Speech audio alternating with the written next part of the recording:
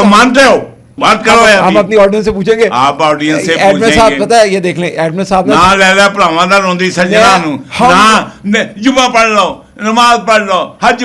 ایک طرف پاکستان کے اندر بھی آئی بی پیز کو بھی اربوں روپیہ کما رہے ہیں, 45 لاکھ یونٹس جو وہ بناتے ہیں, 15 لاکھ